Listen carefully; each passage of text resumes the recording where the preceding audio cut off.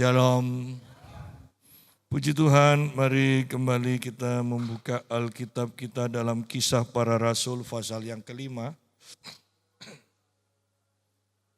Kisah Para Rasul pasal yang kelima, ayat yang pertama mulai. Ananias dan Safira. Ada seorang lain yang bernama Ananias. Ia beserta istrinya Safira menjual sebidang tanah. Dengan setahu istrinya, ia menahan sebagian dari hasil penjualan itu dan sebagian lain dibawa dan diletakkannya di depan kaki rasul-rasul.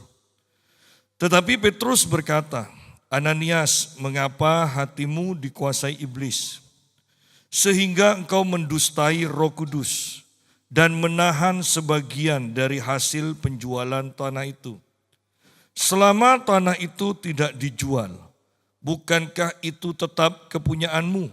Dan setelah dijual, bukankah hasilnya itu tetap dalam kuasamu? Mengapa engkau merencanakan perbuatan itu dalam hatimu? Engkau bukan mendustai manusia, tetapi mendustai Allah. Ketika mendengar perkataan itu, rebahlah Ananias dan putuslah nyawanya. Maka sangatlah ketakutan semua orang yang mendengar hal itu.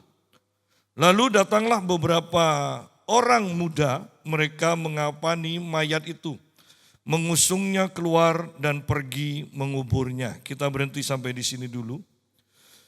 Cerita Ananias dan Safira adalah cerita yang sangat menggetarkan hati.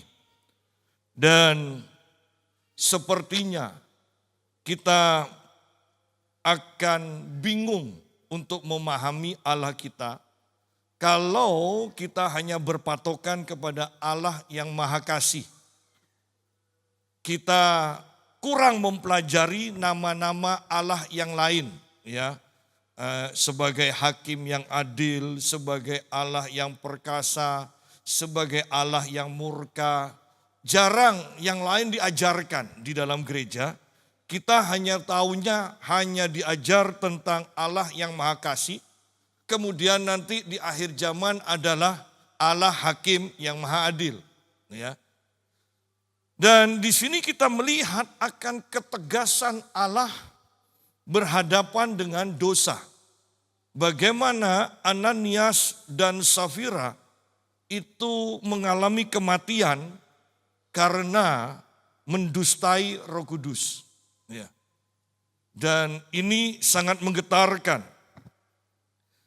Sebelum kita mempelajari dan membahas tentang Ananias dan Safira ini, kita melihat latar belakang dari cerita ini dari pasal yang keempat terlebih dahulu, supaya kita gampang memahami bahwa jemaat mula-mula itu dilawat oleh Tuhan. Mereka dipenuhi dengan kasih Allah. Dikatakan di dalam ayat yang ke-34 ini, sebab tidak ada seorang pun yang berkekurangan di antara mereka. Karena semua orang yang mempunyai tanah atau rumah menjual kepunyaannya itu, dan hasil penjualan itu mereka bawa.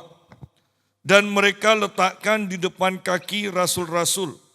Lalu dibagi-bagikan kepada setiap orang sesuai dengan keperluannya. Demikian pula dengan Yusuf yang oleh rasul-rasul disebut Barnabas, artinya anak penghiburan. Seorang Lewi dari Siprus yang menjual ladang miliknya, lalu membawa uangnya itu dan meletakkannya di depan kaki rasul-rasul. Nah, ini kehidupan jemaat mula-mula di mana Tuhan melawat mereka. Mereka bertekun di dalam pengajaran para rasul.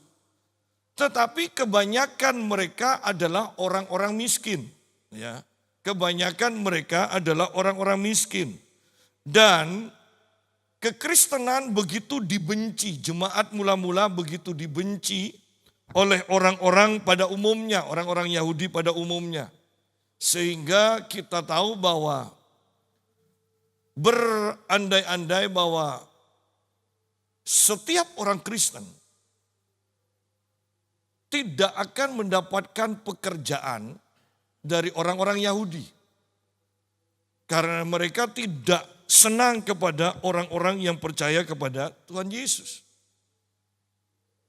Dan dalam kekurangan itu, jemaat yang dipenuhi dengan kasih pada waktu itu, yang mempunyai tanah, mempunyai ladang, mereka menjual. Kemudian membawa seluruh hasil penjualannya di bawah kaki rasul-rasul untuk dibagikan. Ya. Dan salah satunya adalah Barnabas di sini, Yusuf yang dikenal sebagai Barnabas. Dia menjual tanahnya, ladangnya, dan membagi-bagikan, memberikan hasilnya, dibagi-bagikan oleh para rasul. Kita bayangkan bahwa setiap orang yang menjual tanahnya atau ladangnya, ketika memberi itu, maka secara otomatis walaupun itu tidak dicari, mereka mendapat penghargaan. Mereka dihormati. Mereka dikasihi oleh jemaat-jemaat yang lain. Mereka tahu bahwa kehidupan mereka terpenuhi karena ada jemaat yang berkorban.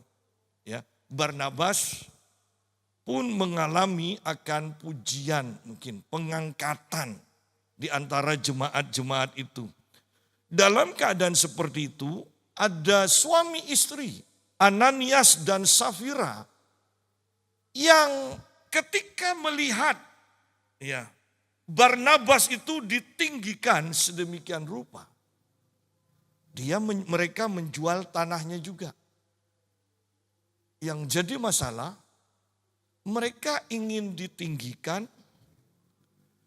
tetapi mereka juga sayang kepada uangnya. Sehingga tidak semuanya. Padahal pada waktu itu kemungkinan besar mereka itu ketika menjual semua itu diserahkan hasilnya. Ya. Nah, inilah salah satu sebabnya di dalam perjanjian baru itu tidak pernah dibahas ya tentang perpuluhan. Kenapa? Karena setiap jemaat Tuhan dipenuhi dengan kasih Allah, mereka rela menjual seluruh miliknya, memberikan seluruh miliknya untuk dibagi-bagikan. Ya, sehingga tidak perlu diajar perpuluhan kan, karena seluruh miliknya itu diberikan untuk Tuhan. Ya, jadi Anda pilih sajalah, Anda mau memberikan perpuluhan, tidak berdosa, atau enggak, saya enggak percaya perpuluhan, saya memberikan seluruhnya, puji Tuhan. Ya, jadi itu aja pilihannya. Ya. Nah, sekarang kembali kepada Ananias dan Safira, ayat yang pertama. Ada seorang lain yang bernama Ananias. Ia beserta istrinya Safira menjual sebidang tanah. Dengan setahu istrinya, nah ini loh kesepakatan ini. Ia menahan sebagian dari hasil penjualan itu dan sebagian lain dibawa dan diletakkan di depan kaki rasul-rasul. Padahal kalau mau jujur, Bapak Petrus, ini hanya separuh dari penjualan tanah saya. Kan tidak ada masalah. Yang jadi masalah adalah dia ini memberi separuh dengan mengaku bahwa itu keseluruhannya. Ya, itu yang jadi masalah. Ya. Jadi ini yang mengakibatkan nanti Ananias mengalami kematian.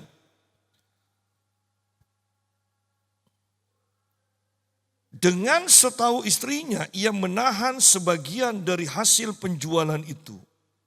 Dan sebagian lain dibawa dan diletakkannya di bawah kaki rasul-rasul.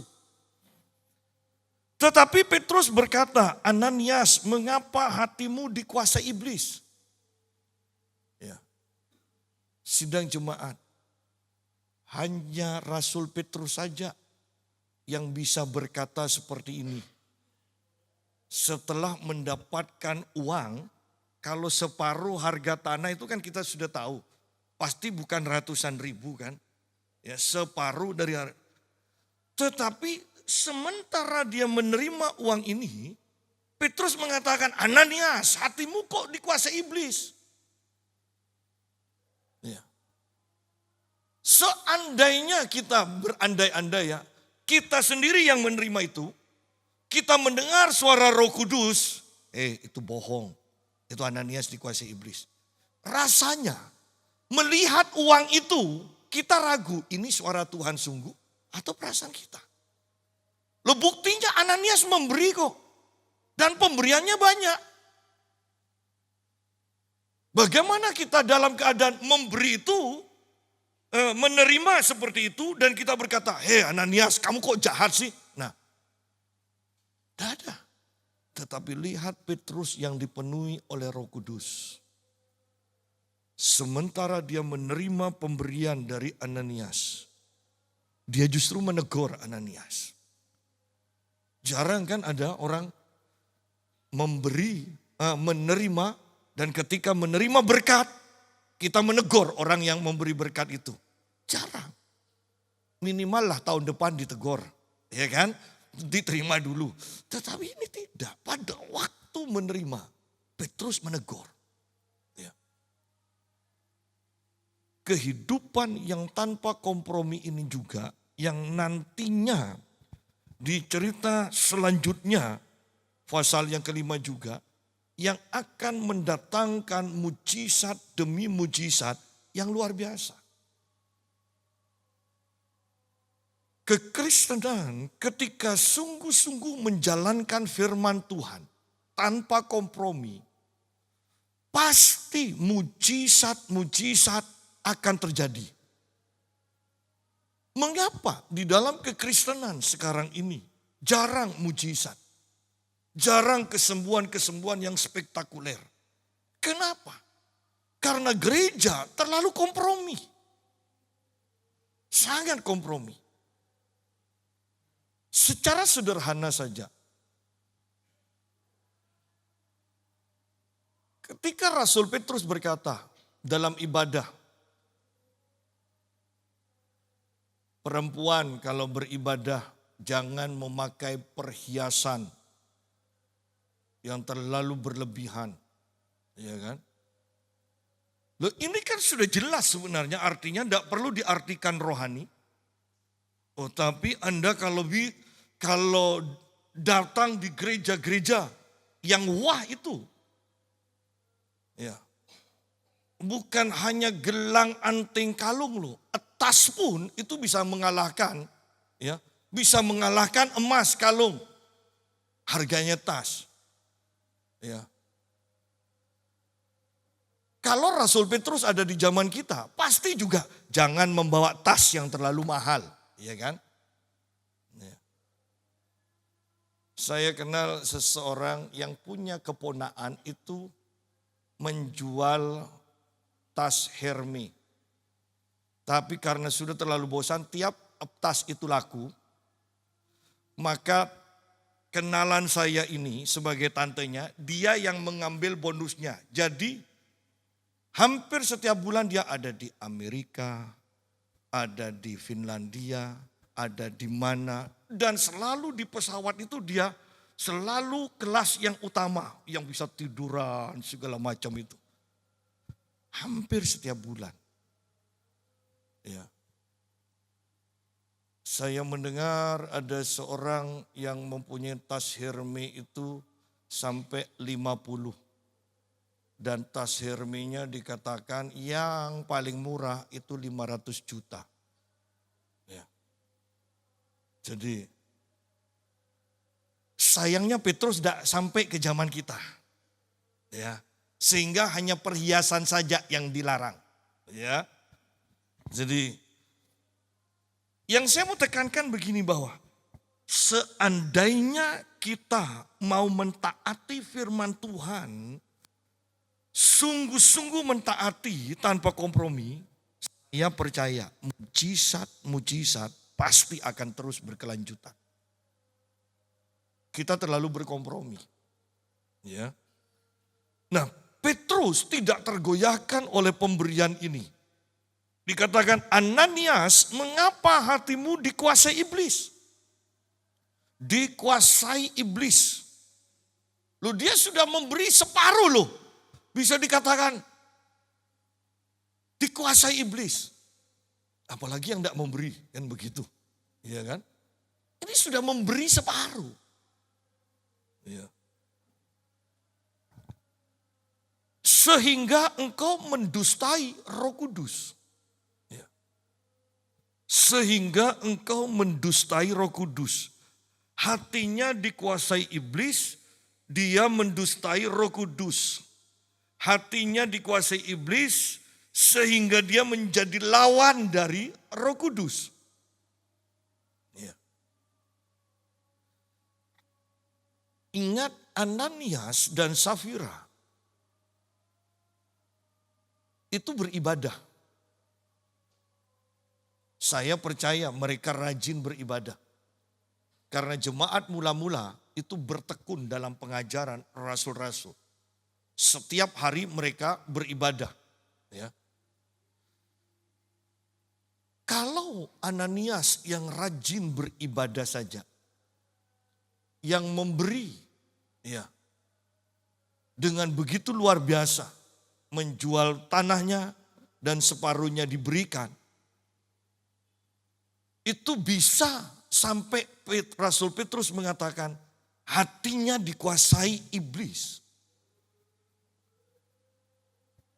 Kalau diperhadapkan kepada kita sekarang, kira-kira bagaimana dengan hati kita? Ya. Ingat loh, ini perjanjian baru, ini bukan perjanjian lama. Hati-hati dengan pengajaran yang, oh Tuhan tidak pernah murka di zaman perjanjian baru. Ingat loh, ini perjanjian baru. Di mana Ananias itu langsung mengalami kematian. Ya. Bagi orang-orang perjanjian baru zaman kita sekarang, mungkin tidak langsung mati secara jasmani. Tetapi pertanyaannya, masihkah kita merasakan hadirat Tuhan? Masihkah kesadaran akan kehadiran Tuhan itu ada dalam hidup kita? Sehingga tindakan kita akan berhati-hati sesuai dengan firman Tuhan. Ananias, mengapa hatimu dikuasai iblis? Sehingga engkau mendustai Roh Kudus. Ya. Sehingga engkau mendustai Roh Kudus. Dan menahan sebagian dari hasil penjualan tanah itu.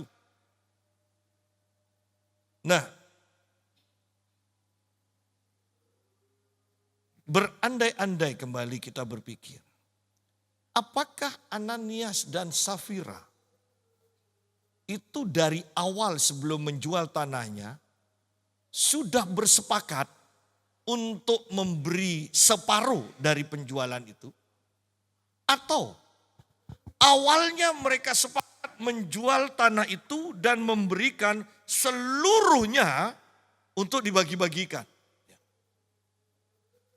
Sepakat seperti itu, tetapi ketika mereka melihat hasil penjualannya itu, uangnya, wow kok besar. Ada rasa sayang. Dan mereka sepakat, ini kebanyakan. Kasihan Rasul Petrus. Nanti makannya kebanyakan juga akan stroke, kasihan. Ya. Jangan biarkan hamba-hamba Tuhan itu terlalu kaya. Kasihan. Nanti mati muda kan. Hati itu kan licik kan. Selalu bisa memutar balikkan. Ya. Saya kok percaya bahwa awalnya suami istri ini sepakat memberi seluruhnya. Tetapi ketika uang sudah ada di tangan mereka, mereka merasa sayang. Ya.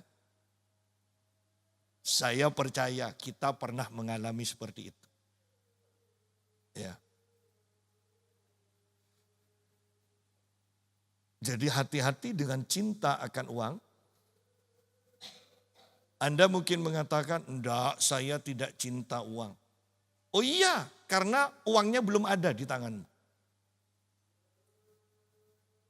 Oleh karena itu bahkan kita pengkhotbah mengatakan, jangan terlalu cepat mengeluarkan nasar.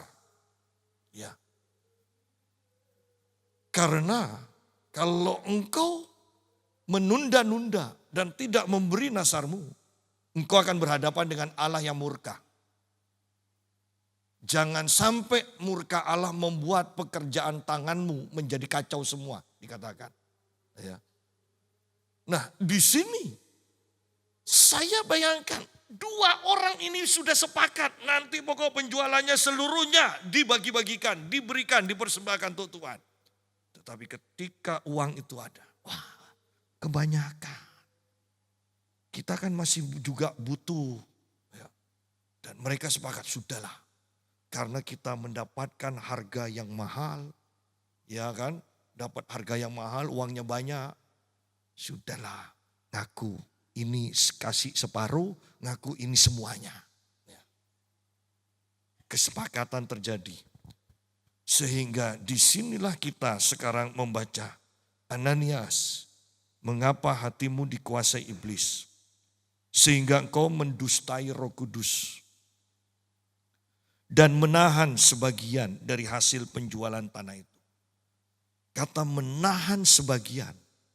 Bukankah seharusnya itu ada tersirat bahwa seharusnya memang semua yang dipersembahkan. Bahwa semua itu adalah komitmen awal. Jadi jangan mengubah nasar kita, menunda-nunda nasar kita. Engkau akan berhadapan dengan murka Allah. Mungkin hati kita yang licik itu berkata, tidak masalah, minta ampun kepada Tuhan kan selesai.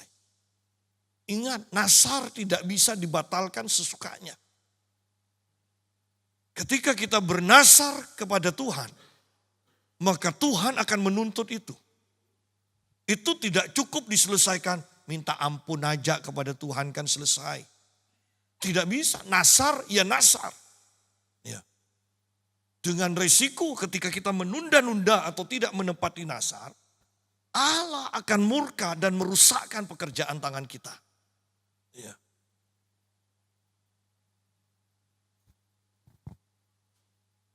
Rasul Petrus berkata begini, ayat 4, selama tanah itu tidak dijual, bukankah itu tetap kepunyaanmu? Mau ngasih separuh, seperempat, ya.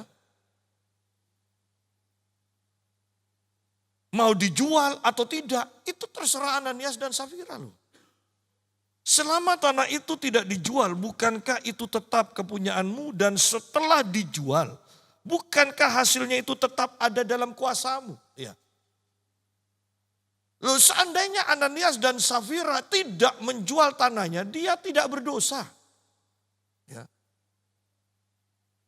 Seandainya Ananias dan Safira sepakat memberi separuh, mereka tidak berdosa. Asal ngaku terus terang. Ya.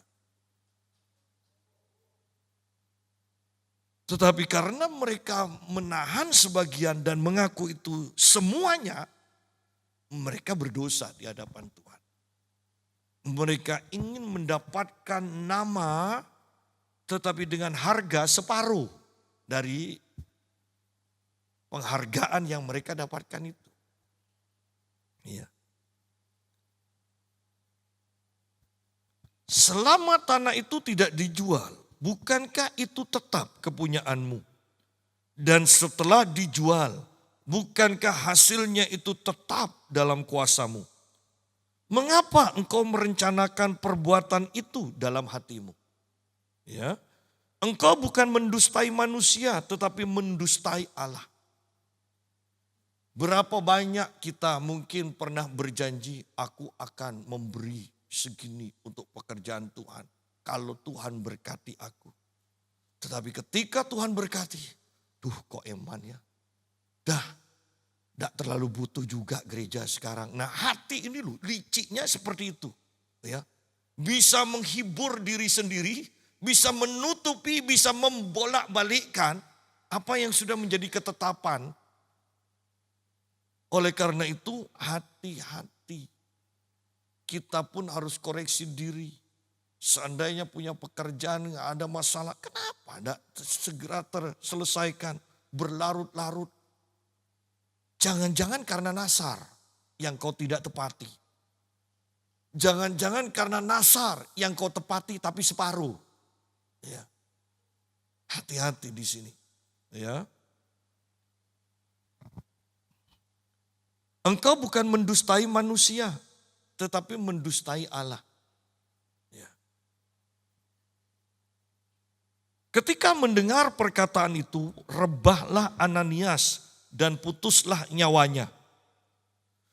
Maka sangatlah ketakutan semua orang yang mendengar hal itu. Ya. Kalau kita mungkin mengatakan kena serangan jantung. Ya kan? Dari kagetnya mati. Sudahlah apa mau serangan jantung atau apapun pokoknya mati. Ya.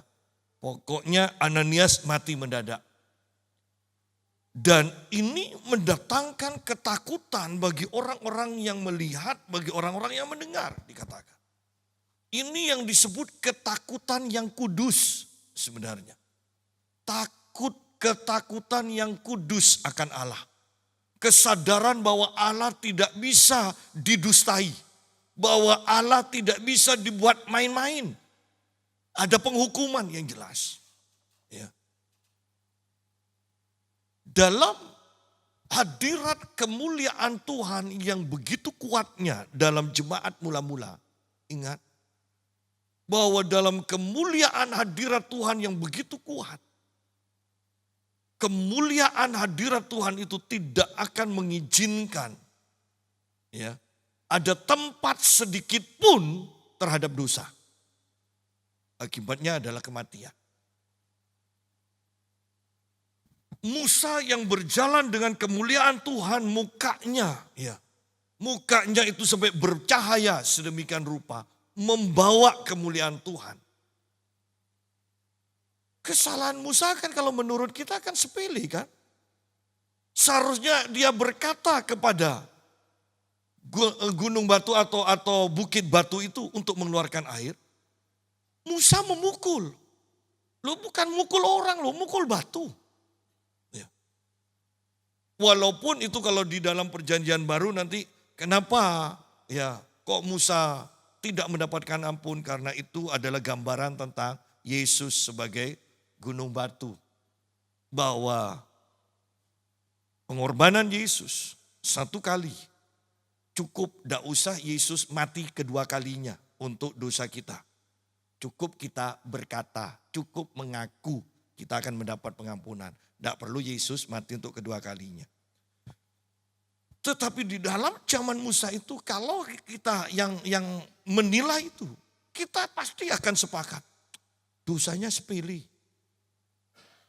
Hanya memukul batu. Ya, bukit batu, bukan memukul orang. Kok bisa gara-gara dosa yang sekecil itu Musa tidak diperkenankan masuk ke tanah perjanjian? Kenapa? Karena Musa melihat kemuliaan Allah yang begitu besar. Dan Musa juga membawa kemuliaan Allah yang begitu besar. Sehingga mukanya bercahaya.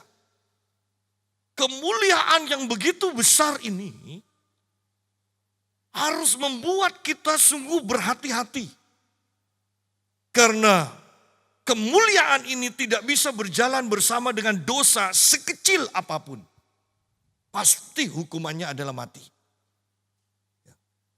Oleh karena itu, hati-hati ketika hadirat kemuliaan Tuhan semakin kuat. Misalnya dalam gereja ini. Maka setiap jemaat harus sungguh-sungguh berhati-hati dengan hidupnya. Jangan ada dosa-dosa yang disembunyikan. Sementara itu kita memperlihatkan hal-hal yang baik. Padahal ada dosa dalam kita. Kau akan mengalami kematian.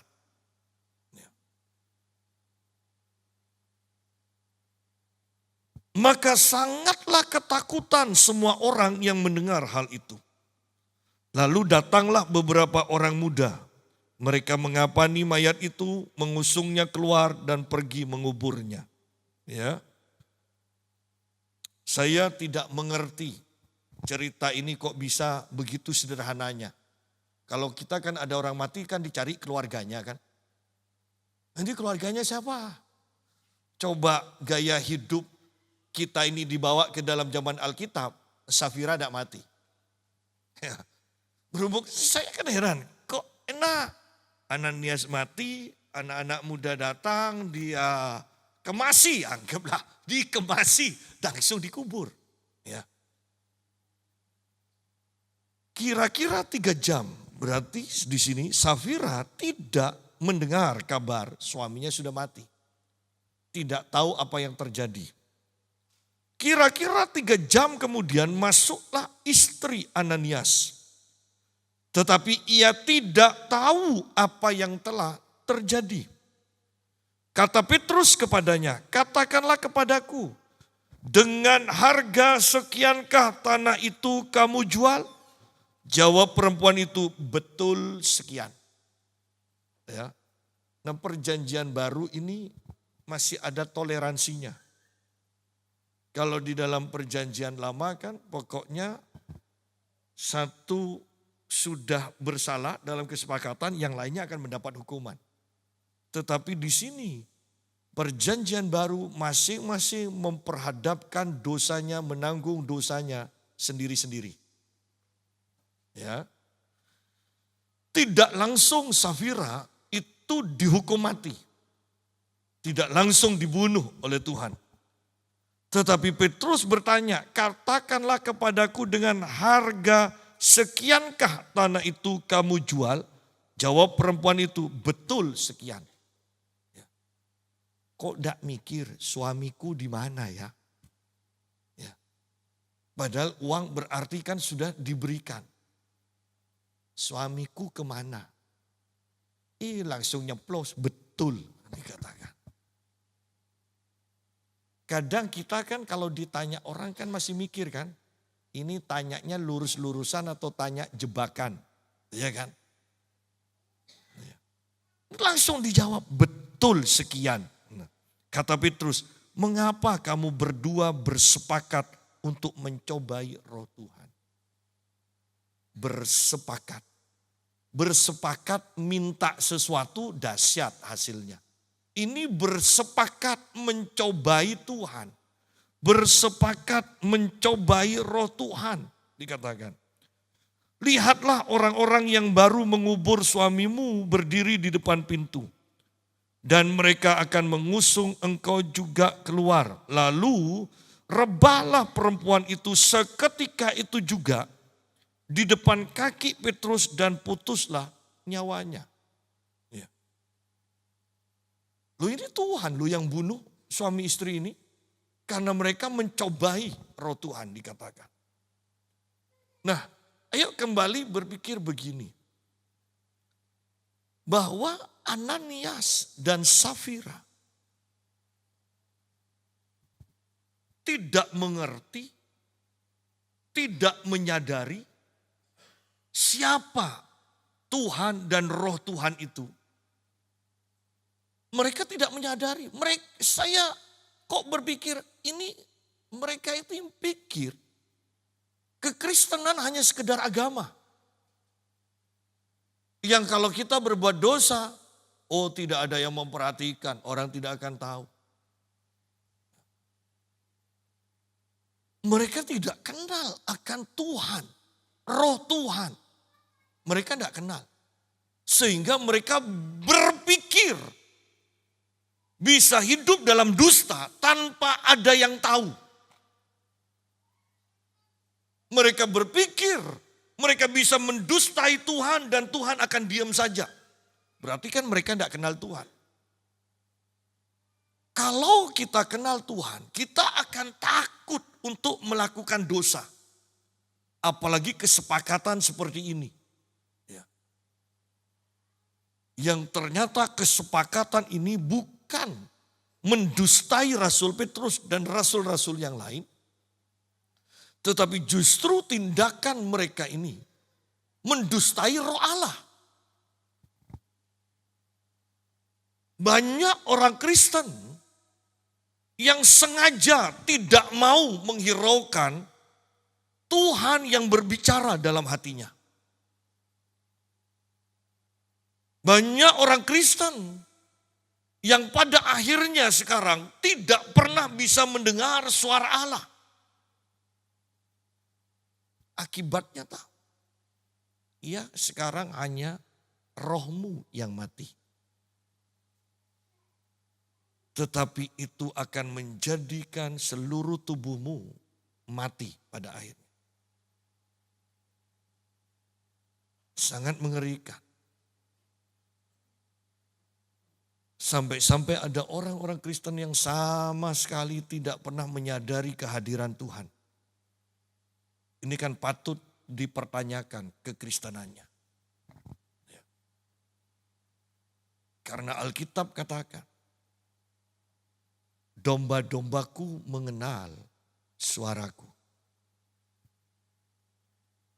Ketika orang Kristen berkata, bagaimana cara mendengar suara Tuhan?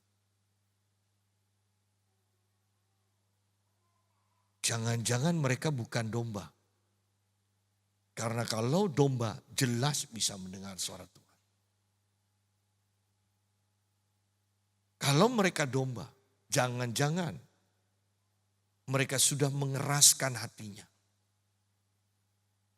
Bahwa Tuhan pernah berbicara dan mereka tidak menghiraukan. Tuhan berbicara, mereka tidak menghiraukan. Sehingga Tuhan tidak berbicara lagi. Ya. Dosa di mana kita langgar dengan sadar, tetapi kita menipu diri kita sendiri. Enggak apa-apa. Orang lain juga banyak yang melakukan kok. Bukan saya sendiri aja, enggak masalah. Buktinya yang lain baik-baik aja, maka saya baik. Ini menipu diri sendiri. Sudah tahu ketetapan Tuhan tetap diterobos. Minimal zaman sekarang. Kerohanian orang itu mati.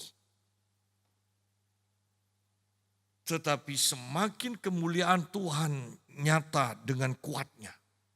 Ingat, pada waktu itu kejadian Ananias dan Safira, ini bisa terjadi lagi. Ya, ini bisa terjadi lagi. Ayat yang ke-9, kata Petrus, mengapa kamu berdua bersepakat untuk mencobai roh Tuhan? Lihatlah orang-orang yang baru mengubur suamimu berdiri di depan pintu dan mereka akan mengusung engkau juga keluar. Lalu rebahlah perempuan itu seketika itu juga di depan kaki Petrus dan putuslah nyawanya. Ketika orang-orang muda itu masuk, mereka mendapati dia sudah mati. Lalu mereka mengusungnya keluar dan menguburnya di samping suaminya. Maka sangat ketakutanlah seluruh jemaat dan semua orang yang mendengar hal itu. Perhatikan kata ini. Sangat ketakutanlah seluruh jemaat dan semua orang yang mendengar hal itu. Ketakutan yang kudus akan Allah. Itu terjadi atas seluruh jemaat. Ketakutan yang kudus. Bahwa Allah yang Maha Kasih itu tidak bisa dipermainkan. Allah yang Maha Kasih itu tetap akan menghukum ketika kita melakukan dosa. Ya. Ada ketakutan yang kudus sehingga mereka akan berhati-hati dengan gaya hidupnya. Nah, ketakutan kudus ini mendatangkan ini loh, ayat-ayat selanjutnya berkata, dan oleh rasul-rasul diadakan banyak tanda dan mujizat di antara orang banyak. Ya. Ada ketakutan yang kudus yang menyebabkan jemaat sadar akan kehadiran Tuhan. Yang membuat di sini dikatakan rasul-rasul itu mengadakan tanda-tanda mujizat. Artinya bahwa ketakutan yang kudus akan menghasilkan hidup yang kudus. Dan hidup yang kudus ini akan membuat Allah melakukan mujizat. Tanpa kekudusan, Allah tidak akan hadir, apalagi melakukan mujizat. Tanpa kekudusan. Ya. Hal yang ini jarang ditekankan di banyak gereja. Gereja-gereja banyak mengajarkan bahwa kalau Allah memang mau melakukan mujizat, Allah akan melakukan mujizat. Tidak tergantung pada kita.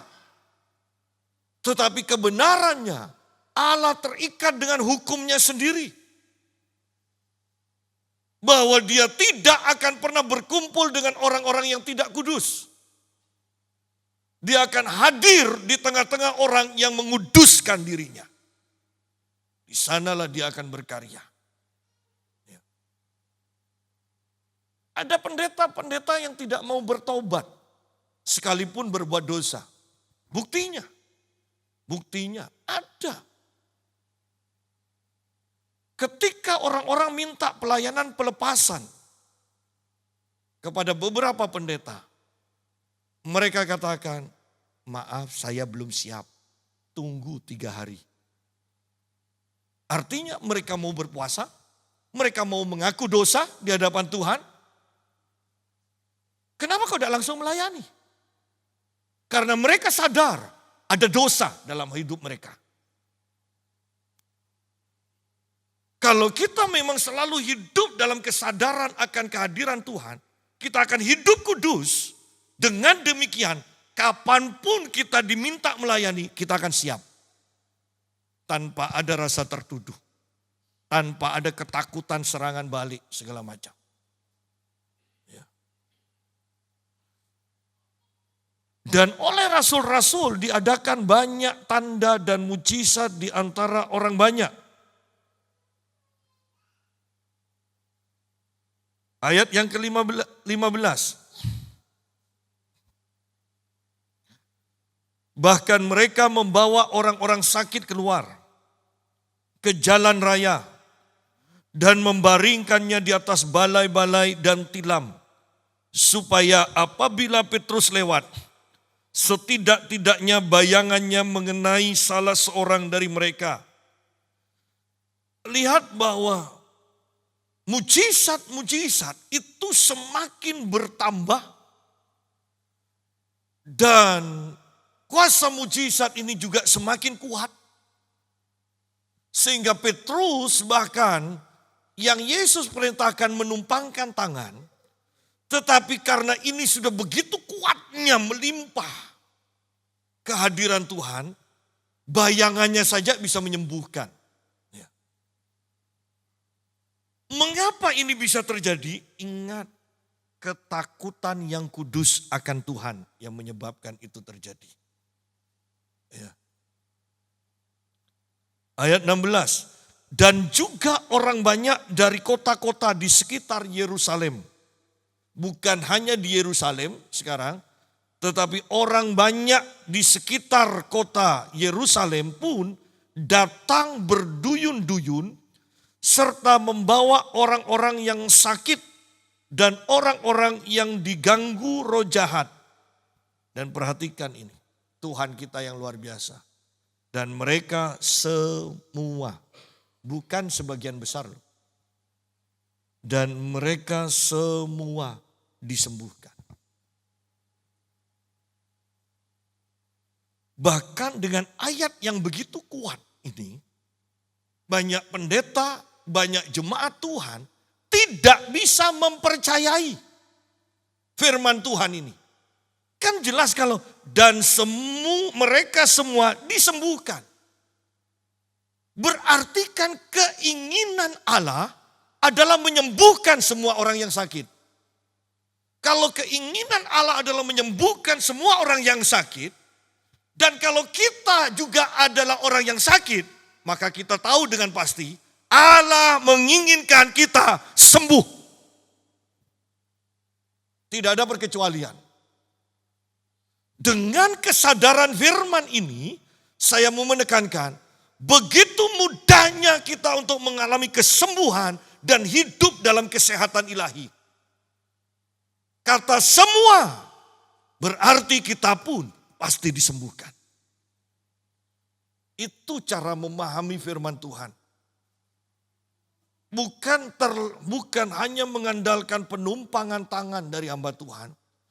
Tetapi firman Tuhan yang kita baca, yang kita ucapkan, yang kita percayai. Maka ketika kita percaya firman ini, maka firman ini akan bekerja dalam hidup kita. Dan semua disembuhkan. Kalau kita perhatikan ayat di atasnya di sini.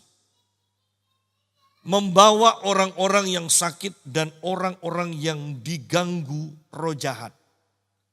Ayat selanjutnya berkata, dan mereka semua disembuhkan. Berarti banyak penyakit itu juga berasal dari roh jahat. Sehingga di sini tidak dikatakan, dan orang yang diganggu roh jahat itu dilepaskan, dan orang yang sakit disembuhkan. Tidak. Di sini langsung dirangkum. Dan mereka semua disembuhkan.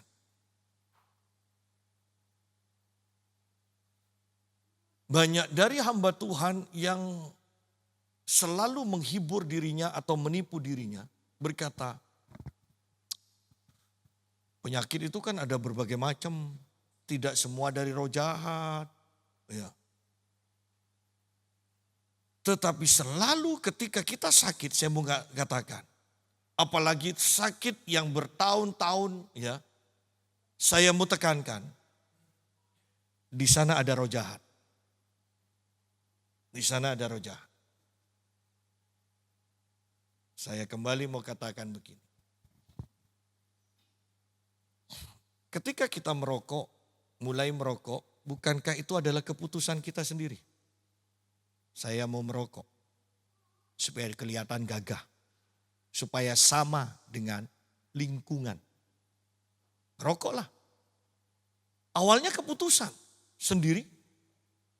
Herannya ketika sudah bertahun-tahun dan bahkan mungkin dia sudah sakit-sakitan, paru-parunya mungkin sudah ada masalah. Orang mulai menasihati, berhentilah rokok. Kemudian kita akan mendengar kalimat yang hampir sama. Sebetulnya ingin berhenti, tapi tidak bisa. Loh, kenapa tidak bisa? Kan awalnya dia sendiri kan. Kalau dia yang memutuskan mau merokok, dia seharusnya bisa memutuskan juga, saya mau merokok, saya mau berhenti merokok. Tetapi sekarang kita mendengar, sebenarnya ingin berhenti, tapi tidak bisa. Loh, kenapa kok tidak bisa? Karena kebiasaan-kebiasaan buruk ketika itu terus dilakukan, di sana roh jahat akan masuk. Bukan roh jahat yang mengawali, kita yang mengawali.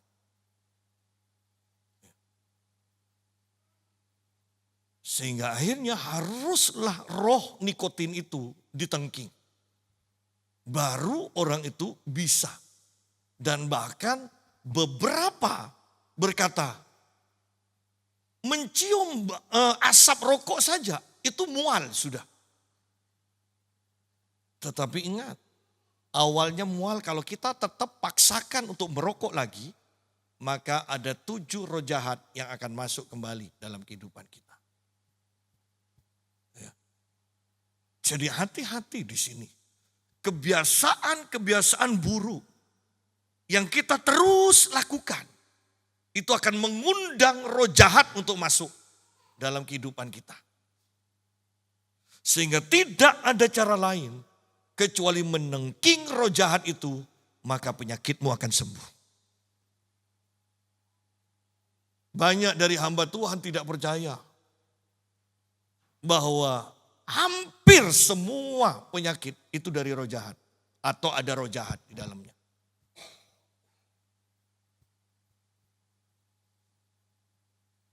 Banyak hamba Tuhan tidak percaya bahwa hampir semua, saya katakan hampir, walaupun lebih enak, semua penyakit itu karena dosa. Buktinya, sebelum ada dosa, Adam dan Hawa tidak berpenyakitan. Setelah Adam dan Hawa berbuat dosa, baru ada penyakit. baru ada pembunuhan, baru ada segalanya itu. Menurut pengalaman saya lebih banyak menyembuhkan orang sakit dengan prinsip semua penyakit dari setan. Awalnya saya berpegang seperti itu. Seiring dengan banyaknya buku yang saya baca, kemudian pikiran saya mulai bergeser. Tidak semua penyakit itu dari setan. Dan akibatnya lebih sedikit orang sakit yang saya doakan itu mengalami kesembuhan.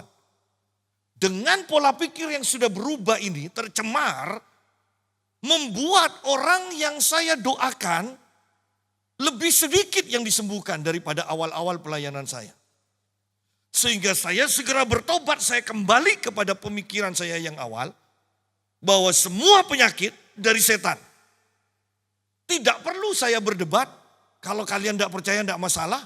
Tetapi dengan iman seperti ini, saya lebih banyak melihat orang sakit disembuhkan. Jadi tidak perlu menggantikan. Walaupun Allah kamu itu apa-apa, sudah dia biarkan. Orang dengan keyakinannya masing-masing. Tetapi ini yang saya perhatikan dalam kehidupan saya. Bahkan kalau mau jujur, ketika masalah keuanganmu tidak segera selesai, selalu seperti itu. Coba mulai hidup kudus dan tangking roh jahat yang membuat keuanganmu itu tidak mengalami perubahan. Engkau akan mulai melihat berkat-berkat Tuhan mengalir dalam hidup. Ada waktu-waktu di mana saya sepertinya hampa. Ada waktu-waktu di mana sepertinya berkat Allah mulai tertahan, berkurang. Dan yang saya lakukan adalah saya menangking roh-roh jahat. Sampai keadaan tiba-tiba berubah kembali menjadi normal. Berkat-berkat mulai mengalir lagi. Ada penyakit-penyakit yang kau mungkin doakan, minta, sudah memohon, sudah didoakan, tidak sembuh-sembuh. Saya mau katakan, mulai tangking roh penyakit yang ada di dalam tubuh. Mulai tangking roh penyakit itu. Gunakan kembali, oleskan kuasa darah Tuhan Yesus. Maka mujizat kesembuhan pasti akan terjadi. Nah, kembali pada pembahasan kita. Saya akan tutup dengan ini, bahwa roh takut akan Tuhan akan membuat kita hidup kudus. Dan hidup kudus ini akan membuat Allah melakukan mujizat-mujizat, tanda-tanda ajaib, kesembuhan demi kesembuhan. Semakin kita hidup kudus, kemuliaan Tuhan akan semakin bertambah, sehingga kuasa Tuhan pun akan semakin bertambah. Bayangkan hal-hal yang belum pernah tercatat di dalam Alkitab. Itu akan terjadi melalui tangan-tangan kita. Karena kemuliaan Tuhan yang akan semakin bertambah dan terus semakin bertambah. Tuhan memberkati kita semua.